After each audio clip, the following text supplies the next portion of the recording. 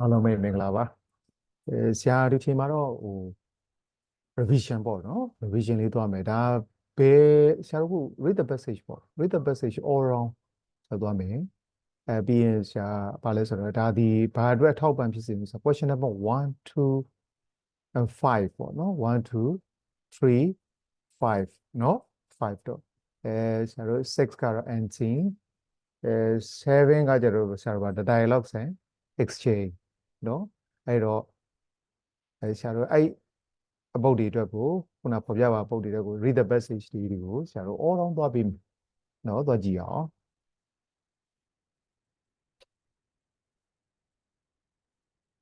Unit 1 Good manners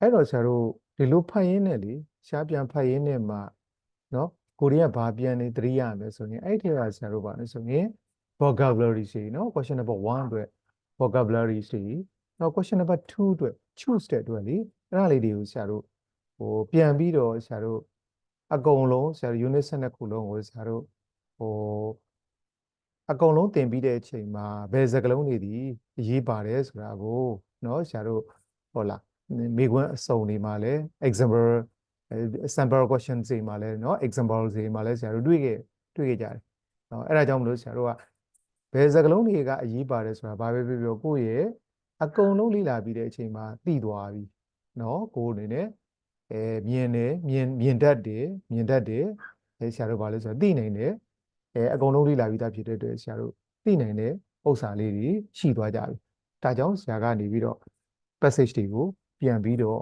ပြန်လည်ပြီးတော့ဖတ်ပြခြင်းဖြစ်တယ်နော် manner refers to the way of doing something manners refer to the way a person behaves in society thus manners can be good or bad polite or impolite for example in our Myanmar culture in society, at mean times, it's bad manners for a junior to start eating before a senior does. It is always polite for a junior to listen with arms folded while he or she is spoken to by a senior, such as a partner or teacher. One important point to bear in mind is that every society and culture has its list of good and bad manners. Generally speaking, some manners are universal, while some are culture specific. This means that a manner which is acceptable in one society may not be tolerated in another. For instance, batching or breaking one in company may be quite acceptable in one society, but not tolerated in another. Next, in one's home or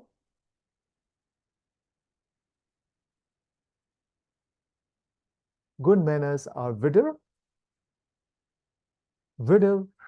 for a pleasant atmosphere and for getting on well in life. Thus, showing respect to the other person, offering help, reading appropriately, and saying, I'm sorry when having done a wrong are all good manners. Now let us see how manners are acquired. Home may be considered the birthplace of manners. Children hear what the adults around them say and see what the elders do. As they imitate their elders, they acquire their elders' manners. And there are times that the father, mother, elder sister, or brother may formally teach the children to say or act politely. If the elders around them are gentle and polite, they grow up to be gentle and polite. If, on the other hand, the elders around them are hard and rude, they will grow up to be crowd and rod as well. Next, come the school as an institution to impart good manners. almost all children not only learn the school subjects their teachers teach, but also imitate the teachers' manners and behavior. In a school where teachers are good role models, students learn to be polite and respectful. In addition, they are quite likely to take their classmates and senior students to be role models. And here is the danger of acquiring ill manners. As we all know, teenagers and young adults are very often influenced by celebrities, films, and the type of books or articles they read. Hence, they are quite likely to be misled, and thereby acquire ill manners and negative views.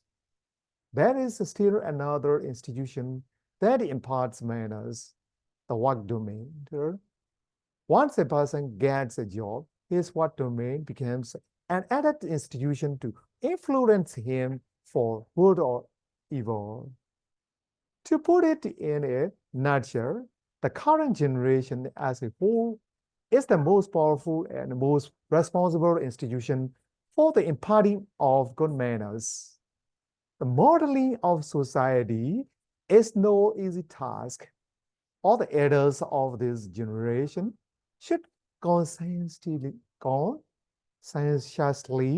join hands and teach their juniors to be law-abiding, upright, honest, self-respecting, disciplined, punctual, charitable, helpful, merciful, and forgiving.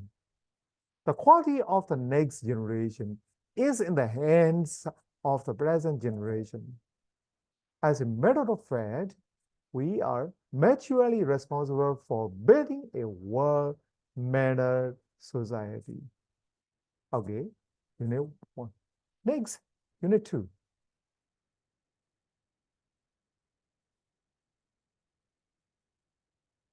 Unit 2, key to happiness. If you were asked the question, what's happiness? What would be your answer? It may be hard for you to come up with a clear-cut answer. Your answer may be different from those of other people. Moreover, the definition of happiness may change over time. Today's view on happiness may be a different one tomorrow. Thus, happiness is a difficult concept to measure because it is not constant. According to the Merriam-Webster Dictionary, 2016, happiness means a state of well-being and contentment. Psychologically, when you are in a peaceful state of mind or when you have no stressful factors to think about, you are most likely to feel relaxed and happy. Whatever you are, a student, a worker, a housewife, or a pensioner, happiness means a better quality of life.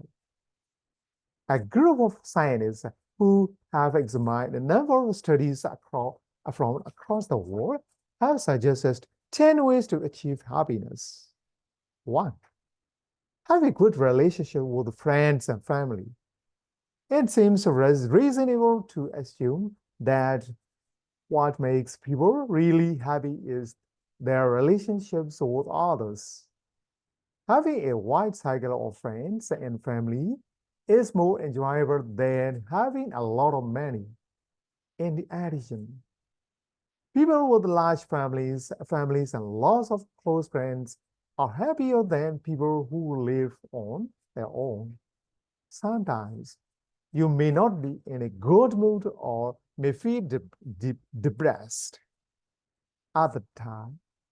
If you hang out with friends or spend time with your family, your stressful feelings will be released. It has even been suggested that happy home life and good friends can protect against illness. 2. Love your work and enjoy what you're doing.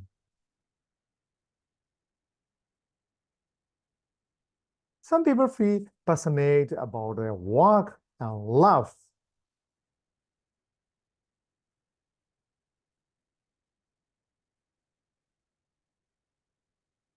Love what they are doing. In fact, job satisfaction and career success are important factors for your happiness. For example, you tend to achieve happiness when you can accomplish the tasks you have undertaken or when you become prosperous while doing the work you enjoy. Number three, be kind and help others. Treating everyone with kindness is another key element of happiness. Acts of kindness have the potential to make the world a happier place. According to studies by psychologists in different countries, when you help another people, it's not only good for them, it also makes you feel happier.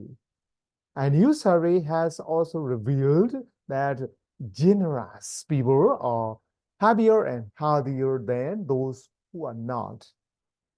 The idea is that generosity gives them a nice, warm feeling when people say thank you and show appreciation. Number four, don't be envious of other people. The biggest barrier to happiness is envy, which is a state of desiring other people's qualities, possessions, opportunities, etc. In your school or workplace, you'll find yourself around people who are doing much better than you are.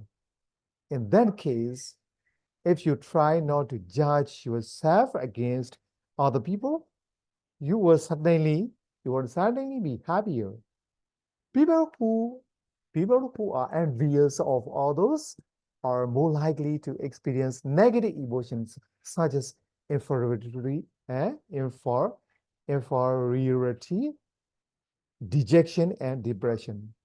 The best thing you should do is to try to replace envy with such positive emotions, such as sympathy or empathetic joy. Number five, have better physical and mental health. Good health also is better for happiness.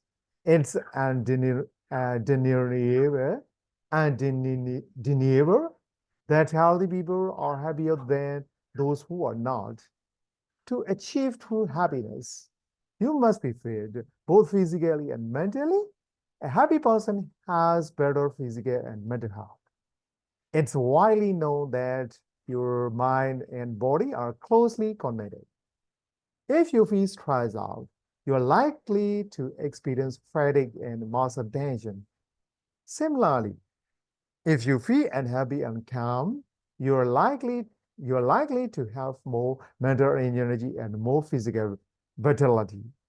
Six, have a feeling of contentment. Contentment is the key to happiness. People who accept what they have are happier than people who crave for more career success and money.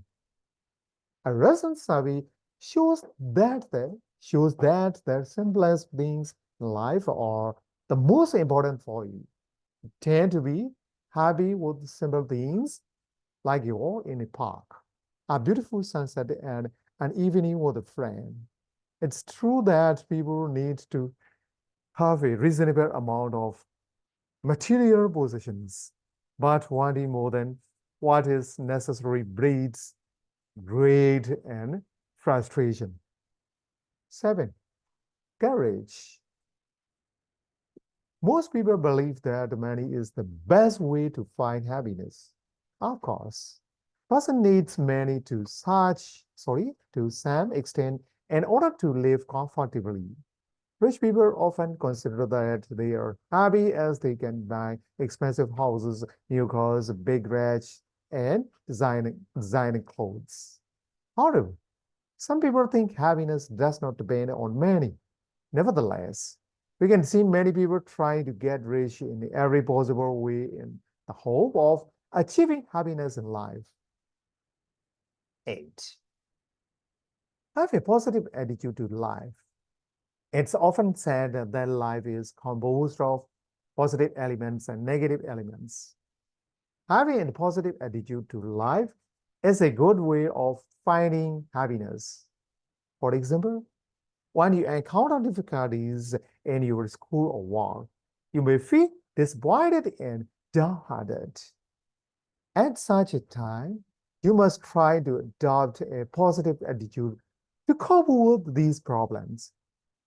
You must also learn how to live contentedly with the negative elements of life rather than attempt to live a life where nothing bad ever happens. If you respond very positively to everything that happens, you will surely find happiness.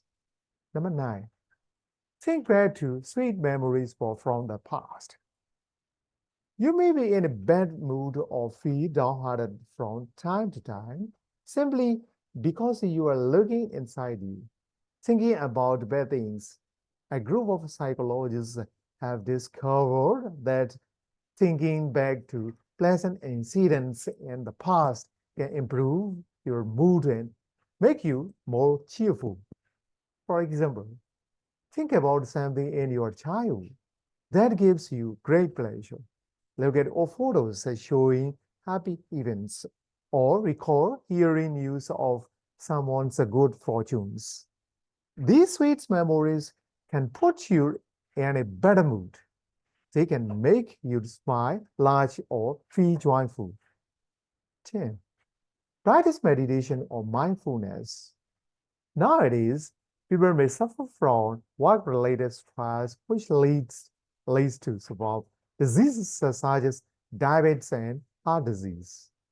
To reduce stress, people practice meditation, which is also known as mindfulness. The idea is that you find a clean flow, sit still, and pay attention to what is happening to you at that very moment. You should not think about the past or the future, just the present. Meditation will ease the tension in your body, clear your mind of negative thoughts, and give you a sense of inner peace and well-being.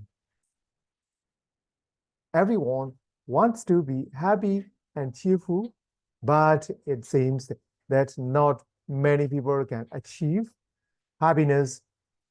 The 10 ways mentioned above will be of much benefit to those who are desperately seeking happiness. Go over them once more and adopt any of them that will meet your needs. Okay, ဆရာတို့နောက်ဆက်ပြီးတော့เนาะနောက်တစ်ပိုင်းဒီမှာလည်းဆရာတို့မျိုးဆက်ပြီးတော့เนาะ passage တွေကိုဆက်ဖတ်သွားမယ်အားလုံးကိုကျေးဇူးတင်ပါတယ်